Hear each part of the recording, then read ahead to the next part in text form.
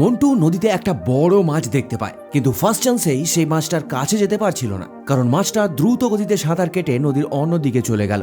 ভাগ্যবশত নদীর জলের গভীরতা এখানে খুবই কম ছিল, তাই মন্টু ইজিলি দেখতে পাচ্ছিল মাছটা কোন দিকে যাচ্ছে। তাই সে মাছের পেছনে পেছনে দৌড়ায়, কিন্তু একটা জঙ্গলের কাছে এসে সবকিছু শান্ত হয়ে যায়। মন্টু বুঝতে পারে জঙ্গলের মধ্যেই মাছটা লুকিয়ে আছে। তারপর ঠিক লক্ষ্য করে কালাটা একেবারে মাছের উপরে গেঁথে দেয়, কিন্তু মাছটা খুবই শক্তিশালী ছিল এবং ভারীও। তাই মন্টু জানতো এইভাবে যদি মাছটাকে এখনই তোলা যায় তাহলে মাছটা কালা থেকে বেরিয়ে যেতে পারে। মাছটা প্রচন্ড পরিমাণে ছটপট করছিল, তাই মন্টু সেটাকে ঠিক করে কন্ট্রোল করতে পারছিল না।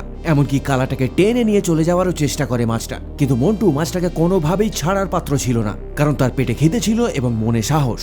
তবে জলের তলায় মাছের ক্ষমতা এবং সার্ভাইভাল ইনস্টিংক্ট অনেক বেশি থাকে। মন্টু সেটা জানতো, তাই সে মাছটাকে কিছুক্ষণ সময় দিল ক্লান্ত হওয়ার। তারপর আস্তে করে সে মাছটাকে জলের উপরে তুলল। মাছটা সত্যিই বড় ছিল, নানা করে হলেও 5-6 কেজি ওজনের তো হবেই। তবে আপনাদের বলতে হবে এই মাছটা অ্যাকচুয়ালি কি মাছ।